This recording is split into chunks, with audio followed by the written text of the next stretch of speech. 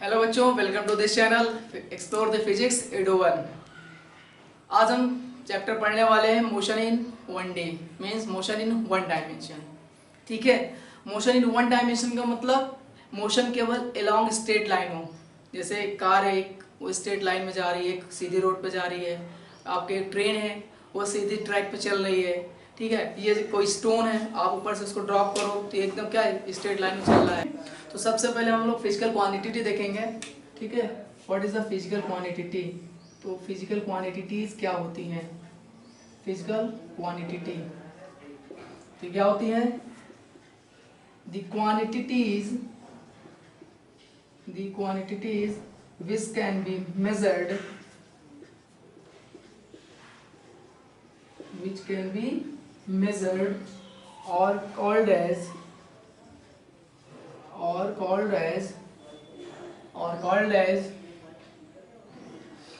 Physical quantities.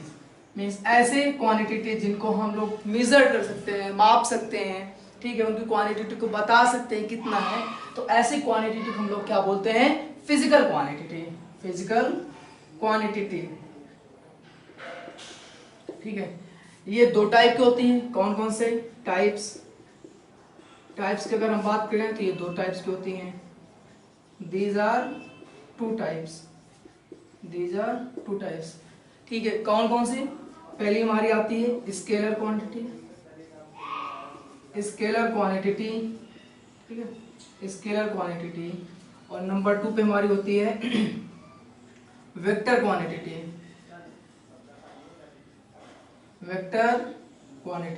ठीक है।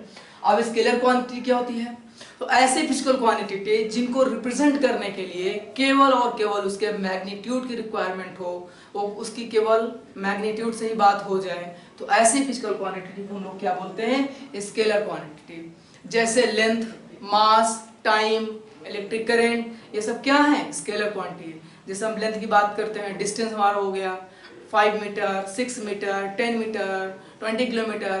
केवल इससे हमको पता चल रहा है कि जैसे दो सिटी के बीच की डिस्टेंस कितनी है, तो हम बता देते हैं 100 kilometre.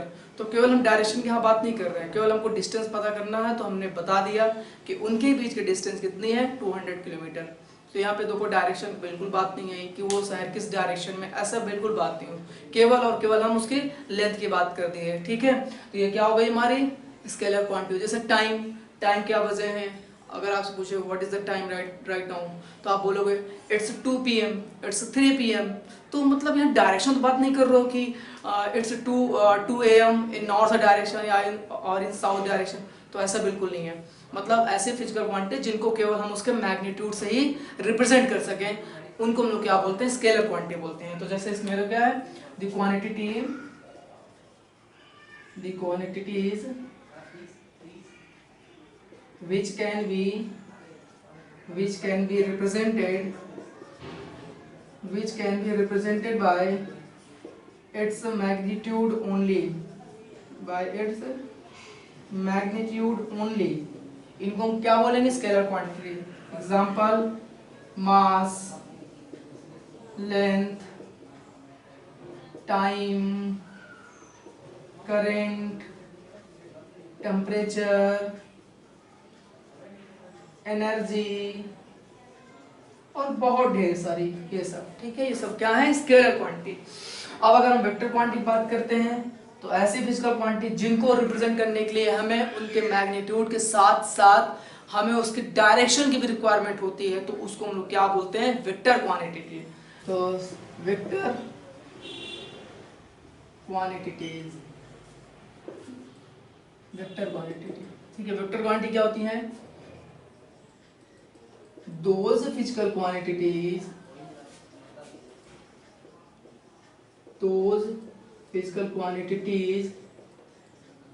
which are represented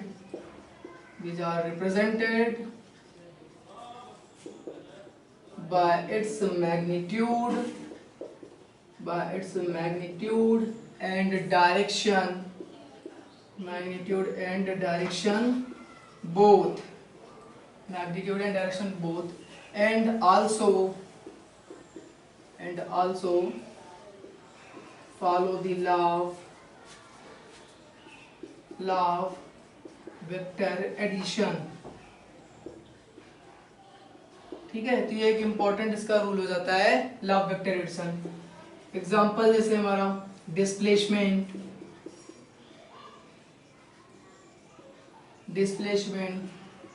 velocity, force,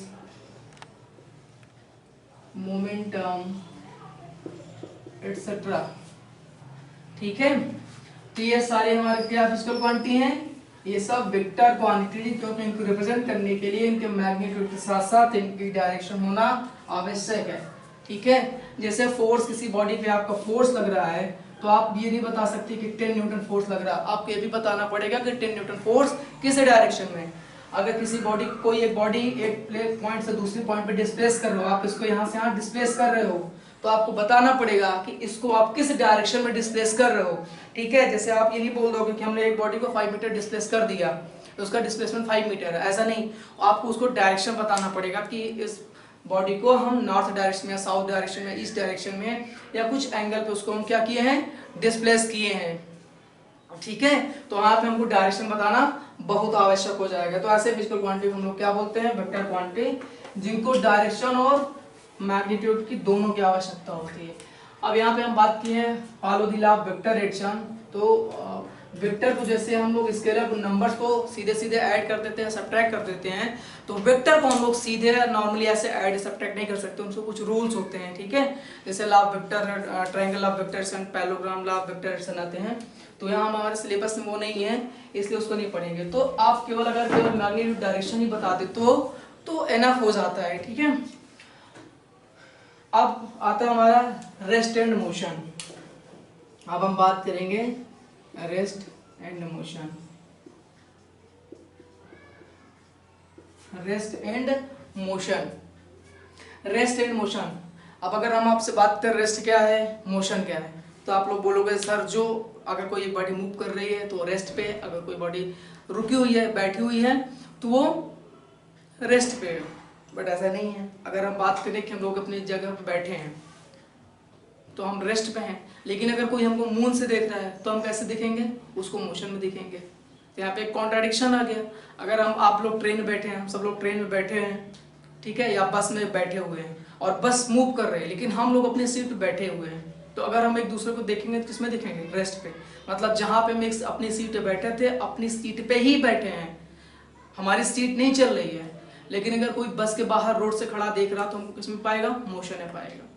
तो यहाँ पे क्या हुआ, तो रेस्ट और मोशन एक रिलेटिव थिंग्स हैं। ये क्या है, रिलेटिव थिंग्स हैं। किसके रिस्पेक्ट में बात हो रही है, जैसे हम लोग सब लोग बस में बैठे तो एक दूसरे के रिस्पेक्ट में हम लोग रेस्ट पे हैं। बट इनकेस अब जो ग्राउंड पे बंदा खड़ा है, कोई ग्राउंड पे खड़ा है व्यक्ति, वो अगर हमको देख रहा है तो मोशन पा रहा है।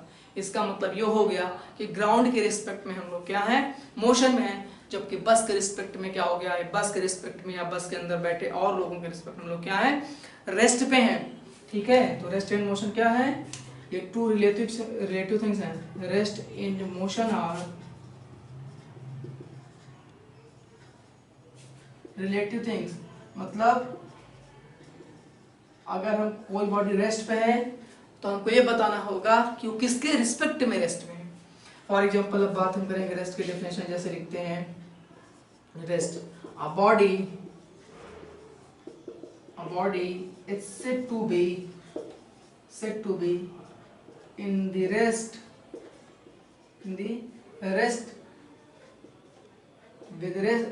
state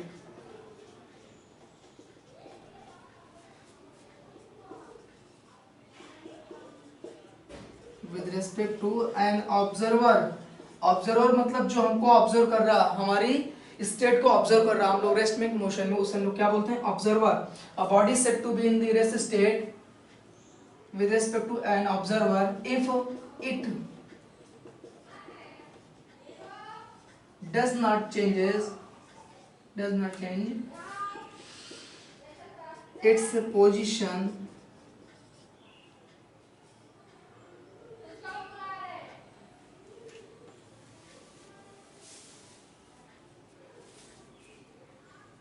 rest. A body is said to be rest state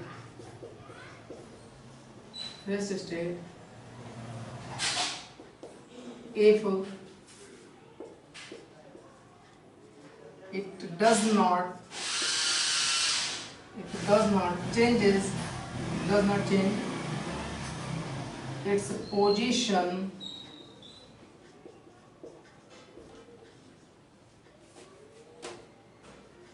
position with the time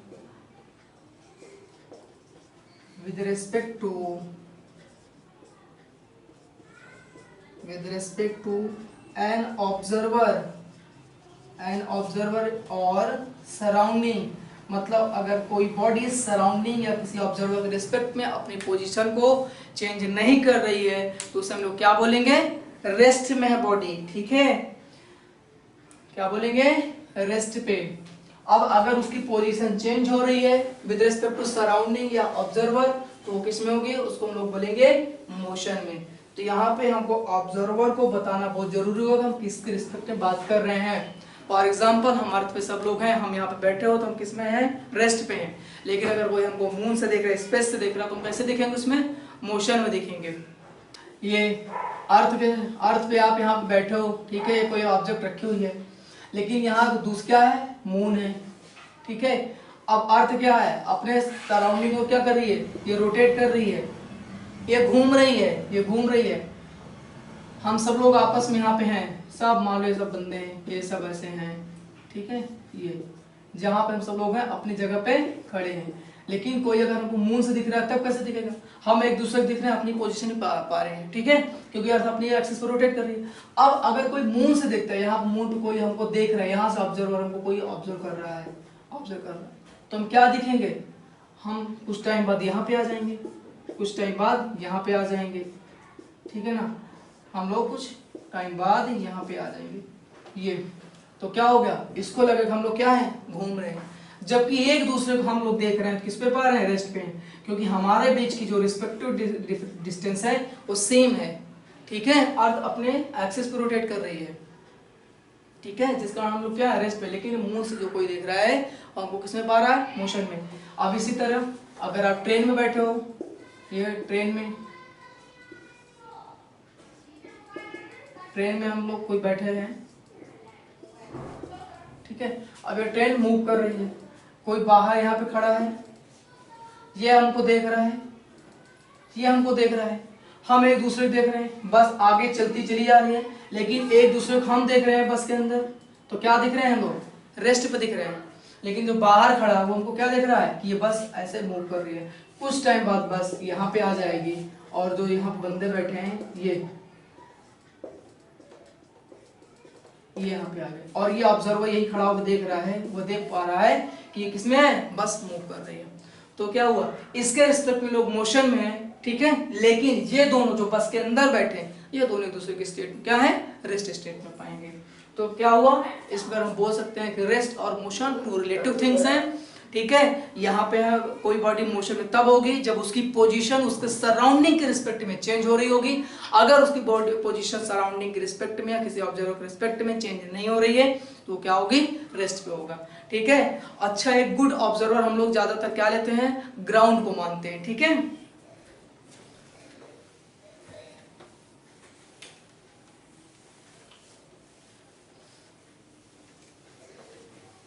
अब देखो, अब आता है क्या, डिस्टेंस। हम लोग बात करेंगे किसके, डिस्टेंस की। डिस्टेंस से पहले हम बात कर लेते हैं मोशन इन वन डायमेंशन क्या है, मोशन इन वन डी। देखो जैसे एक रोड पे कार है, ठीक है, एक ही कार है, ये कार है, ये स्ट्रेट लाइन में सीधे चली जा रही है, ये स्ट्रेट लाइन में सीधे ऐसे चली जा रही है, एक ही स्ट्रेट लाइन में चल रही ना, इसलिए इसको हम लोग क्या बोलते हैं, motion in one D. One D का मतलब यहाँ से होता है डायरेक्शन से, एक direction, only one direction, only one direction, only one direction. अब जैसे इस मार्कर को यहाँ पे छोड़ रहा हूँ, क्या हो रहा है, सीधे स्ट्रेट लाइन में गिर रहा है। ये कोई स्टोन है, यहाँ से इसको स्टोन को ऐसे गिराया जाता है, नीचे ऐसे आ रहा है, जमीन पे ऐसे आ रहा है, तो कैसे आ रहा है, स्ट्रेट लाइन में आ रहा है। इस कारण इसको क्या बोलते हैं, मोशन इन वन डी बोले या रेक्टिलिनियर मोशन बोले, रेक्टिलिनियर मोशन या मोशन इन स्ट्रेट लाइन। ठीक है, सिंपल से उसके वर्ड से मतलब है कि कोई बॉडी अगर एक सीधी रेखा में चल रही है, एक स्ट्रेट लाइन फॉर्म में चल रही है, तो उसे क्या बोलेंगे, मोशन इन वन डे। अब मोशन इन वन डे में कोई बॉडी चलेगा तो कुछ पाथ कवर करेगा, कुछ लेंथ कवर करेगा। अब हम बात करते हैं उसी को क्या बोलेंगे, डिस्टेंस। तो क्या डिस्टेंस हम बात करेंगे, डिस्टेंस। तो डिस्टेंस क्या होता है, the total length of path, the total length of path covered by an object is called as distance, is called as distance। ठीक है, क्या होती है डिस्टेंस। जैसे आप A से B तक यहाँ पे जा रहे हो, तो आप A से B तक ऐसे सीधे रास्ते में जा सकते हो, या आप ऐसे ऐसे यहाँ पे जा सकते हो इस दूसरे रास्ते से, या इस तीसरे रास्ते से आप जा सकते हो, या फिर एक ये चौथे रास्ते से जा सकते हो। ठीक है, तो यहाँ पे आप देख पा रहे हैं ए से बी तक हम कई तरीके से जा सकते हैं। तो डिस्टेंस सेम नहीं होगा। अगर हम पहले रास्ते से जाएंगे तो डिस्टेंस कुछ और होगी, दूसरे रास्ते से जाएंगे तो कुछ डिस्टेंस कुछ और होगी, है ना, क्योंकि पाथ लेंथ चेंज हो रही है। अगर हम तीसरे रास्ते से जाएंगे तो डिस्टेंस कुछ और होगी, फोर्थ रास्ते से जाएंगे तो क्या होगा, कुछ डिस्टेंस और होगा। तो इसका मतलब ये हुआ कि अगर हम पाथ चेंज कर देते हैं तो डिस्टेंस भी चेंज हो जाएगी। हम एक पॉइंट से दूसरे पॉइंट पर जाने के लिए अगर हम लोग क्या रास्ता चेंज कर देते हैं, है ना, रास्ता चेंज कर दे तो क्या होगा, डिस्टेंस भी डिफरेंट हो जाए, क्योंकि ये डिपेंड करती है क्या है, टोटल लेंथ ऑफ पाथ। आप जिस पाथ पे चलोगे उसकी टोटल लंबाई को ही, लेंथ को ही क्या बोलेंगे, डिस्टेंस। ठीक है, तो क्या है डिस्टेंस, क्या है, it is an scalar quantity, it is an scalar quantity. Scalar क्यों है, क्योंकि इसको बताने के लिए हमको केवल इसकी मैग्नीट्यूड की रिक्वायरमेंट होती है। ठीक है, जैसे 10 मीटर, 100 मीटर, 2 सिटी के बीच की डिस्टेंस कितनी है, तो आप बोल देते हो 100 किलोमीटर, केवल डिस्टेंस बता दी 100 किलोमीटर, मीन्स उसके जो पाथ की लंबाई वो कितनी है, 100 किलोमीटर है। दैट्स व्हाई क्या है स्केलर क्वांटिटी, क्योंकि इसको केवल मैग्नीट्यूड की रिक्वायरमेंट होती है रिप्रेजेंट करने के लिए, डायरेक्शन की नहीं। ठीक है, अब आता हम लोगों को डिस्प्लेसमेंट। अगर हम बात करें अब डिस्प्लेसमेंट की, डिस्प्लेसमेंट देखो, डिस्प्लेसमेंट इसके वर्ड से ही समझ के आ रहा है कि किसी बॉडी को एक पोजीशन से दूसरे पोजीशन में प्लेस कर दो, उसे क्या बोलेंगे, डिस्प्लेसमेंट। जिसे आप लोग क्या बोलते हो, द शॉर्टेस्ट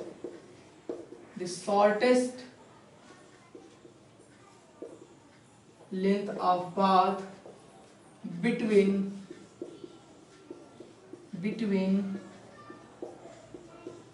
initial and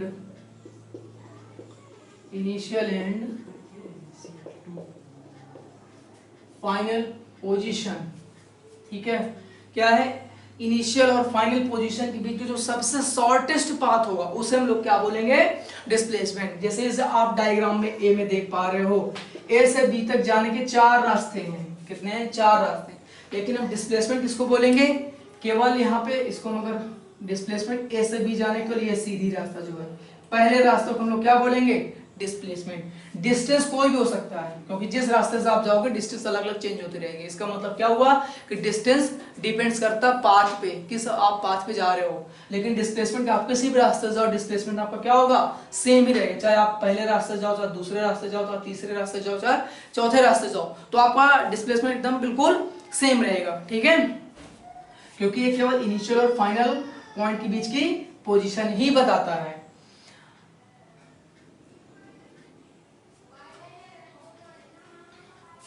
ठीक है, अब इसकी बात करें तो ये क्या है, डिस्प्लेसमेंट क्या है, एक vector quantity, it is a vector quantity, it is a vector quantity. Displacement क्या है, एक वेक्टर क्वांटिटी है। ठीक है, क्यों वेक्टर क्वांटिटी है, क्योंकि इसको रिप्रेजेंट करने के लिए हमें डायरेक्शन बताना पड़ेगा। जैसे एक बॉडी डिस्प्लेस हुई, आपने बताया कि एक बॉडी का डिस्प्लेसमेंट कितना है, 5 मीटर है, तो 5 मीटर तो उसका लेंथ डिस्टेंस भी हो सकता है ना, तो डिस्टेंस और डिस्प्लेसमेंट में फर्क कैसे बताओगे। तो आपको अगर आप नहीं बता दिया कि डिस्टेंस को, एक बॉडी को हमने ईस्ट डायरेक्शन में 5 मीटर डिस्प्लेस किया है, तो ये क्या हो जाएगा, डिस्प्लेसमेंट। और इससे हम उस बॉडी तक एक्चुअल पहुंच पाएंगे कि अच्छा हाँ एक बॉडी रखी तो उसको ईस्ट डायरेक्शन 5 मीटर डिस्प्लेस किया गया है, जिसका उसका डिस्प्लेसमेंट कितना 5 मीटर। वरना अगर डिस्टेंस की बात करें तो भाई 5 मीटर आप किसी भी डायरेक्शन में डिस्प्लेस कर सकते हो, किसी भी डायरेक्शन में उसको डिस्प्लेस कर सकते हो अगर आप डायरेक्शन नहीं बताए। जैसे आपसे बोल दिया कि एक यहाँ पे दुकान है, एक दुकान है, ठीक है ना, यहाँ पे आपको सामान लेने जाना है, आपसे किसी ने बोल दिया बस 10 मीटर की दूरी पे है। 10 मीटर की दूरी पर तो है, लेकिन ठीक है, लेकिन क्या आप इस पे एग्जैक्ट पहुंच पाओगे? आप मान लो यहाँ पे खड़े हो तो यहाँ से 10 मीटर आप इस डायरेक्शन जा सकते हो, इधर भी जा सकते हो, इधर भी जा सकते हो, इधर भी जा सकते हो, किधर भी जा सकते हो, तो आप एक्चुअली यहाँ नहीं पहुंच पाए। लेकिन अगर आपको किसी ने बता दिया कि भैया इस डायरेक्शन में, पार्टिकुलर डायरेक्शन में आप जाइए, 10 मीटर पे आपको दुकान मिल जाएगी, तो आप एग्जैक्टली वहां पहुंच जाओगे। तो ये क्या हुआ? डिस्प्लेसमेंट हुआ, ठीक है। तो डिस्प्लेसमेंट में डायरेक्शन होना बहुत आवश्यक है। अब अगर हम बात करें तो डिस्प्लेसमेंट, देखो डिस्प्लेसमेंट 0 भी हो सकता है, नेगेटिव हो सकता है, ठीक है ना। डिस्प्लेसमेंट में भी 0 कैसे हो जाएगा? मान लो आप यहां से एक पॉइंट से चलना स्टार्ट किए, आप यहां से ए से बी तक गए और बी से फिर वापस ए तक आ गए, तो आपका डिस्प्लेसमेंट कितना हुआ? 0। मतलब आप जहां से गए वहीं पे आ गए, है ना, आप जहां से गए वहीं पे आ गए। तो इसका मतलब क्या हुआ? आपकी पोजीशन में क्या चेंजेस हुआ? तो यहाँ पे आपकी पोजीशन में कोई चेंजेस नहीं हुआ, ठीक है ना, क्योंकि आप क्या बताते हो, इनिशियल एंड फाइनल पोजीशन बीच की जो शॉर्टेस्ट डिस्टेंस होती है, और यहाँ पे क्या हो गया, इनिशियल और फाइनल पोजीशन सेम हो गई, जिसके कारण डिस्प्लेसमेंट क्या हो गया? 0 हो गया। तो डिस्प्लेसमेंट आपका 0 भी हो सकता है, पॉजिटिव हो सकता है। पॉजिटिव कब होगा? पॉजिटिव हो सकता है और नेगेटिव भी हो सकता है। May be 0 positive and negative. Negative तब होगा जब क्या हो जाएगा, उसकी डायरेक्शन आप चेंज कर दो, डायरेक्शन आप उसकी चेंज कर दो, तो डिस्प्लेसमेंट क्या हो जाएगा? नेगेटिव हो जाएगा, ठीक है। अब जैसे कुछ क्वेश्चन करते हैं, एक एग्जांपल करते हैं। मान लेते हैं एक सर्कल है, ठीक है, एक कोई बच्चा है, वो यहाँ ए पॉइंट से स्टार्ट करता है और एक सर्कल के ट्रैक पे चलता है, एक सर्कल के ट्रैक पे चलता है, ठीक है। ये ए से चलना स्टार्ट करता है और यहाँ बी पे एकदम अपोजिटली पहुंचता है। अब अगर हम बात करें कि डिस्प्लेसमेंट यहाँ पे कितना है और डिस्टेंस कितना है, डिस्प्लेसमेंट एंड डिस्टेंस, ठीक है। अब देखो जो यहाँ पे जो बच्चा है वो इस ट्रैक से जा रहा है, इसके सरकमफ्रेंस पे चल रहा है ना, सर्कल के सरकमफ्रेंस पे चल रहा है, तो डिस्टेंस में क्या होता है? Total path length. Total path क्या है? ये वाली रास्ता है ना, ये क्या है? AOB। और AOB कैसे कैलकुलेट करेंगे? आप देखो, मान लेते हैं इस सर्कल की रेडियस अगर मान लो 2 मीटर है, तो ये क्या हुआ? AOB क्या हुआ? सेमी सरकमफ्रेंस हुआ, और सेमी सरकमफ्रेंस हुआ तो सेमी सरकमफ्रेंस कितना होता है? Semi circumference AOB। सरकमफ्रेंस किसी सर्कल को होता है 2 पाई r, r जहाँ पे क्या होती है? रेडियस है, ठीक है। तो यहाँ पे क्या है? AOB के सेमी सरकमफ्रेंस है, तो कितना हो जाएगा? ये केवल हो जाएगा पाई r, और r कितना है यहाँ पे? r बराबर 2 मीटर। रेडियस कितनी है सर्कल की? 2 मीटर, ये हो जाएगा 2 पाई मीटर। लेकिन अगर हम डिस्प्लेसमेंट की बात करें, देखो ये है इसका सेंटर, ये इसका सेंटर है, ए से डिस्प्लेसमेंट हमारा क्या होता है? इनिशियल और फाइनल पोजीशन के बीच का शॉर्टेस्ट डिस्टेंस। तो ए से बी डायरेक्ट गया तो ये सीधा रास्ता, सबसे शॉर्टेस्ट पाथ तो यही होगा। तो इसका मतलब हमारा जो डिस्प्लेसमेंट क्या है? AB। डिस्प्लेसमेंट बराबर क्या है? AB। और AB बराबर कितना होगा? 2 मीटर प्लस 2 मीटर कितना हो जाएगा? 4 मीटर, ठीक है ना। AB क्या होगा? डायमीटर होगा, और डायमीटर बराबर क्या होता है? 2 टाइम्स ऑफ रेडियस। यहाँ पे रेडियस कितना था? 2 मीटर था, जिसके कारण हमारा क्या हो जाएगा? 4 मीटर हमारा क्या हो जाएगा? डिस्प्लेसमेंट हो जाएगा, ठीक है। तो ये चीज याद रखना, अगर आप पाथ चेंज कर दोगे तो आपका डिस्टेंस चेंज हो जाएगी, लेकिन डिस्प्लेसमेंट सेम रहेगा। चलो अब यहाँ पे इसका लिखने के लिए आता है कि डिस्टेंस और डिस्प्लेसमेंट में क्या क्या डिफरेंसेस होते हैं। तो आप सीधा सीधा लिख सकते हैं क्या, अगर हम डिफरेंस की बात करें, डिफरेंस बिटवीन